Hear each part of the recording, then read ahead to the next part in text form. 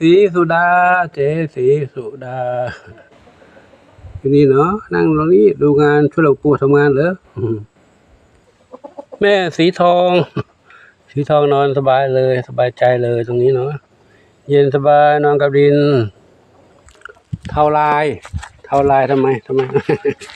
นอนเดี๋ยวตังหลวงปู่ทำไมไม่ทำปู่ไปดูน้องแล้วปู่ไปดูเพื่อนๆในบ้านแล้วอยู่นี่นะจะเอบุญชัยสุดหล่อแล้ว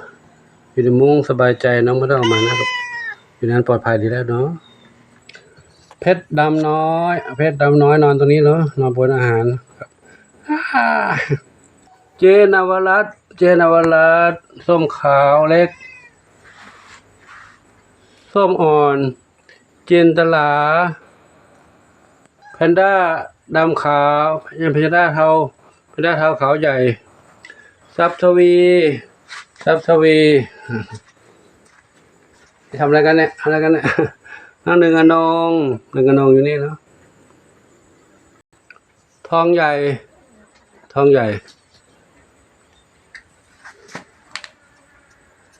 น้องสองสีเทาลายอ่อนแข็งแรงดีลูกเนาะแข็งแรงดีมันก็ได้เห็นนะครับแอบหลบมุมมันก็ได้ถ่ายแล้วเนาะสบายดีลูกนะอยู่นี่เนาะแข็งแรงนะหายไวลูกเด้อเต่าทองน้องมีบุญอยู่ตรงนี้เนาะน้องมีบุญอยู่นี่มีสุขลูกเด้อโชคทวีทรัพย์ดำหนุ่มหล่อดำขาวอยู่บนนี้เนาะอันนี้ใครชอบปากกาอยู่นี่ชอบปากกากับใครทองเล็กทองเล็กครับทีนี้ใครอันนี้น้องอะไรนวลน้องชื่อนวลน้องค่ะนวลน้องนอนตรงนี้ลูกนะโอ้งานเงียบเลยวันนี้นอนน้อง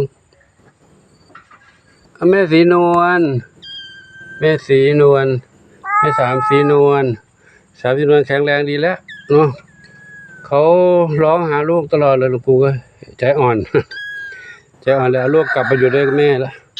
เนาะลูกของเขาเนาะเด็กน้อยลูกเขาเนาะไปแยกกันก็ไม่ได้เขายังรักกันอยู่เลยเขาคิดถึงเนาะแยกกันไปอยู่คืนเดียวกลับมาที่เขาแล้วเนาะสงสารเอ็นดูสงสารเมตตาสงสารใจอ่อนกลับมาอยู่ด้วยกันกันเล่นด้วยกันเนาะคิดถึงแม่หนูก็คิดถึงแม่ก็คิดถึงหนูหลวงปู่แยกหนูทำไมเนาะอยู่ด้วยกันนี่แหละเนาะอยู่ด้วยกันดีแล้วเนาะอยู่ด้วยกันนี้เนาะคอยหายไวนะลูกแข็งแรงนะไม่เป็นไรแล้วลูกนะแข็งแรงนะโอ้หมาด้านนี้วิ่งเล่นสนุกเลยเด็กๆทั้งหลายเด็กๆทั้งชุดนี้วิ่งสนุกกันเลยเอากระโดดวิ่งกันใหญ่เลยเล่นกันสนุกเลยเด็กน้อยสามเหมียวมีใครบ้างมีหนึ่งเดียวส้มเปรี้ยวแล้วก็มีสุกหนึ่งเดียวส้มเปรี้ยวมีสุกเล่นด้วยกันนะนี่มีสุกนี่น้องมีสุกใหญ่กว่าส้มเปรี้ยวอีกส้มเปรี้ยวเล็กกว่ามีสุกใหญ่กว่าแล้วเล่นสนุกเลยนะเล่นด้วยกันอย่างดีเลยกินอาหารกินข้าวกินนมกินน้ำนะลูกเนาะแข็งแรงตัวไว้ลูกเด้อตัวไว้นะหลวงปู่ก็ทำงานทางนู้นบ้างทำงานทางนี้บ้างดูทางนู้นดูทางนี้เนาะร่วมกันช่วยกันดูแลสร้างบุญบารมีให้ทานอาหารสรรพสัตว์ทั้งหลายสร้างดูแลพุทธสถานดูแลพุทธคยาเจดีย์ศรีโป่งชัยสร้างถวายไว้เป็นพุทธบูชาให้กับสาธุชนที่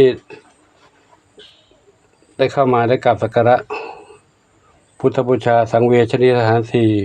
สถานที่ประสูติตรัสรู้ปฐมเทศนาและปรินิพพานจำลองมาไว้ที่พุทธ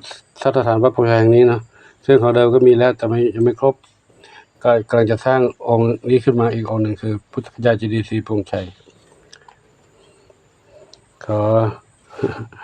นำทุกท่านให้ได้รับชมน้องเหมียวด้วย สนุกสนานกับยายเด็กๆทั้งหลายนะครับเดี๋ยวกองเก่าที่ไม่มีใครอยู่ก็จะเปิดโล่งไว้เพื่อทำความสะอาดฆ่าเชื้อเนาะเพื่อมีใครต้องการจะพักก็ได้พักได้เป็นบ้านพักอาศัยชั่วคราวน้องๆเหมียวเนาะบ้านรับรองเรือนรับรองครับกระปุกก็เปิดโล่งๆไว้เปิดผ้าม่านออกจะได้โล่งๆจะนะจะได้โล่งๆโดนแดดโดนลมฆ่าเชื้อพ่นสารเคมียาฆ่าเชื้อไว้นะครับด้านนี้ด้วยด้านนี้ก็ทำเหมือนกันปล่อยโล่งๆเลยครับนี่2 บ้านนี่2 ห้องท่านี้2 ห้องโล่งๆไว้ครับด้านนี้เปิดม่านออกก็แดดก็ส่องได้สบายเลยนะจะได้ฆ่าเชื้อครับมาด้านนี้พี่ๆก็เดินเล่นพักผ่อนอยู่นี่เนาะ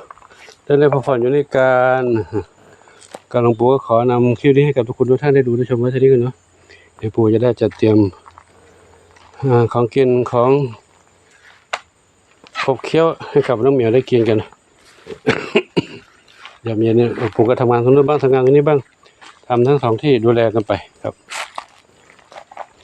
ก็ขออวยพรให้ทุกคนทุกท่านที่มีความรักความเมตตาต่อน้องเหมียวดูแลเรื่องอาหารการกินที่อยู่อาศัยและยารักษาโรคพร้อมทั้งรวมด้วยช่วย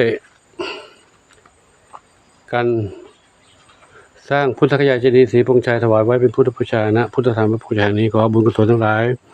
จงเป็นพระประจันทร์นำคำช่วยให้ทุกคนทุกท่านพบความสุขความเจริญมีความสุขกายสุขใจปรารถนาสิ่งใดขอได้สมความมุ่งมั่นปรารถนาทั่วกันทุกคนทุกท่านเถิดสาธุอายุวันโนสุขังพลัง